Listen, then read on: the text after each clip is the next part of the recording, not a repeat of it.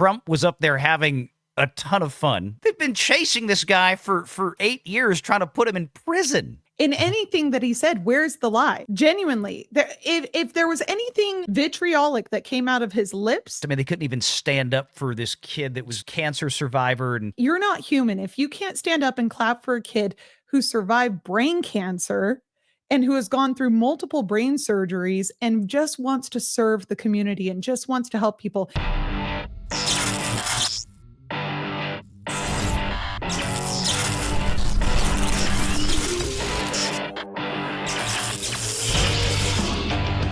Renegade Online. Everybody remembers Rosa DeLauro, Democrat congresswoman. She is famous for dressing like a bum, always looking like she's crawling out of a dumpster. Somebody who is not famous for dressing like a bum and crawling out of a dumpster is joining us now. Welcome aboard, Danny Ann. How are you doing? Great. How are you doing, Valiant? Thanks for having me on. I compare her to like putting a purple raven on her head. That's what it looks like. She killed a raven, dipped it in purple dye, and now she has it on her head. And she always does. She does these weird videos. I mean, she's got to be like 80 years old. And remember, she did some kind of rap video before the election, I think a few months ago, I think October. I saved it. Like, she's walking through the halls of Congress and she's doing this, not hardcore rap, mind you, but you get the point. It was so cringy, and you wonder how she keeps getting voted in. But then again, it's the constituency. I was going to play a little bit of this. This was in response to last night's speech from Trump, and then we're going to start talking about the Trump speech itself. I was really stunned that the election was fought over the cost of living, and families who live paycheck to paycheck, concerned about whether or not they were going to be able to pay their bills, be able to pay for their health care, in some cases even putting food on the table. And the address tonight didn't address any of those issues about cost of living and the fact that people live paycheck to paycheck. And what we ought to be doing in the Congress is to make sure that we are helping people to secure an economic future for themselves and their families. I found the speech to be vengeful, revengeful, and instead of being lifting the hopes and the aspirations of people of the United States, of how we move forward as the great nation that we are, what the vision for our future was, it devolved into just vindictiveness.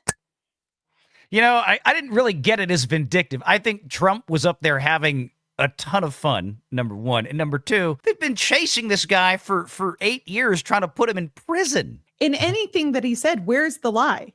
Genuinely, if there was anything vitriolic that came out of his lips, it was simply a statement of the truth that they didn't want to hear. That's all. That's what it was. And people right off the bat when we started the show, I mean, already super chatting in, just some of the behavior from last night from the Democrats in Congress was just kind of childish and disgusting at some points. I mean, they couldn't even stand up for this kid that was cancer survivor, and all they did.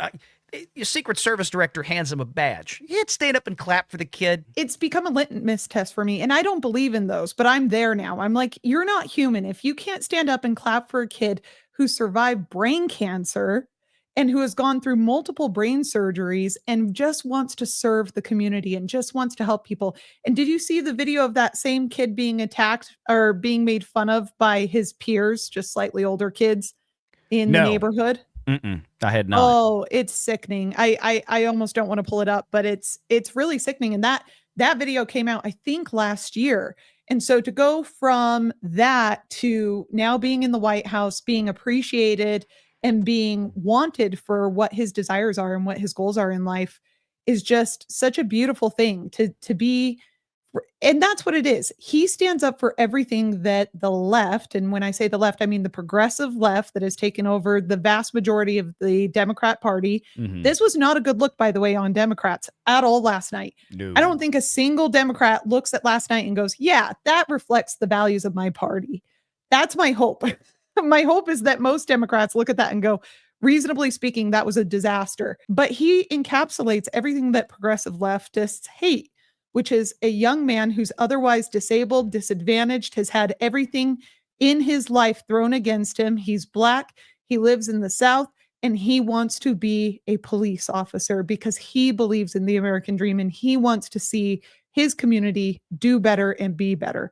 That is why they hate him. That's why they can't stand up and clap for him. And that's why Nicole Wallace said, I hope he doesn't end up harming himself at some point in the future, like other police officers. It's disgusting. Let me pull this up to your point. This is the comment that you're referring to. And of course, it comes from our friends at MSNBC. Where else besides them? Well, okay, give the checks on the View some credit for being equally stupid. This is what we're getting from them now after the Trump speech. But I think this was a lesson in finding one thing that you let yourself feel. And I let myself feel joy about DJ. And I hope he's alive for another, 95 years, right? And I hope he lives and the life he wants.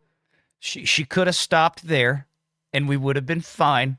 But no. To live. He wants to be a cop. He knows what he wants to do. And maybe when you have childhood cancer, that crystallizes for you. And I hope he has a long life as a law enforcement officer.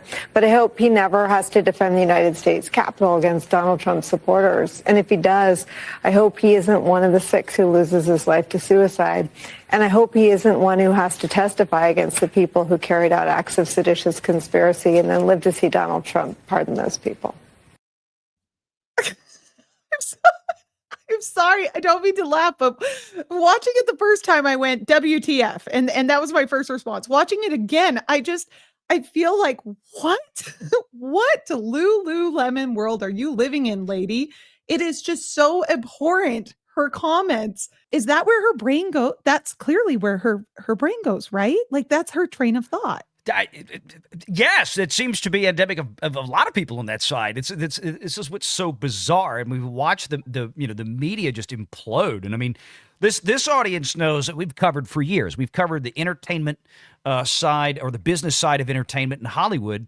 And years ago, since one of my first YouTube videos, talked about the fact that in the past, I haven't dove into politics too much here, but I've always told people the problem is that politics and media and entertainment are frankly inseparable because they keep crossing the lines and it's impossible to do this job that we want to do on YouTube without getting into politics. So finally, I just said, fine, here we go. We're going to be talking about it because all of this stuff and some of this stuff in the speech, again, especially when Trump gets to the part about talking about the DEI, ending DEI and things like this, that has a huge impact because Hollywood seems to want to die on that hill, but let them go right ahead. But this is, MSNBC, ABC, The View, CNN. This is what you kind of get from all these folks time and time again. You and Ron, y'all do a show together. Is it once a week? Y'all seem to be doing that periodically. It's supposed to be once every 2 weeks, but we've both been a little bit busy and distracted over the winter, but we're heading back into that schedule. It's called the Transcontinental, and Ron is obviously an extremely accomplished attorney, someone who I tend to admire from a practice standpoint. Well, and on a personal note as well. He's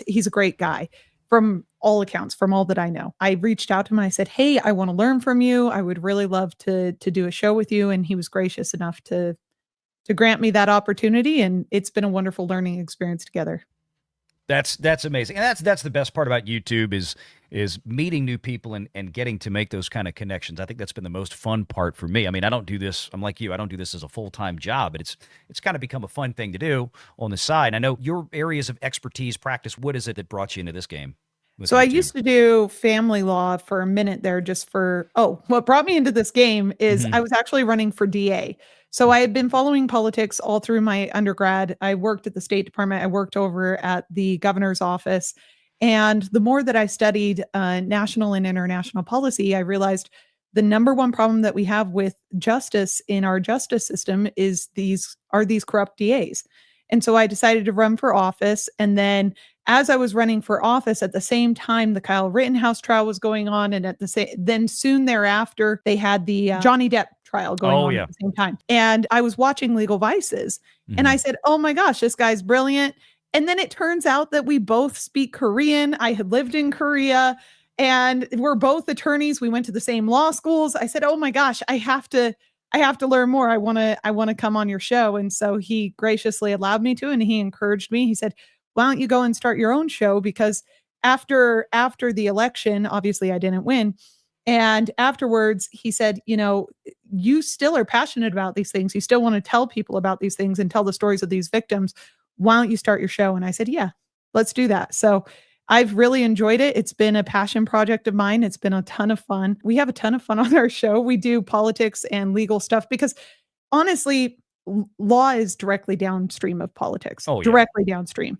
And if you're not paying attention to what's going on politically, then you're going to get lost in the weeds when it comes to law. You'll say, well, wait a second. Well, why do we have this policy? Why is this law written the way that it is? And then you come to find out that like 7 years ago, 8 years ago, the economy was jacked up. And so for whatever reason, legislature decided to pass these laws. And now we're enforcing these laws that we may or may not agree with, but nobody pays attention after these big kerfuffles, right? After the big elections, everybody goes about their day. They say, oh, okay, Trump's in office now. I'm set. Or Biden's in office or Obama's in office. I'm set. I can go about my day. They don't realize that the laws that are being made that impact the United States the most are being made by the administrative state, by these federal agencies that have taken over the government. And it is so refreshing to finally see a president, and he touches on it in the speech, to finally see a president going directly after the administrative state. Make sure you're subscribed to Valiant Renegade and join us every Sunday at 6 p.m. Eastern for the live show.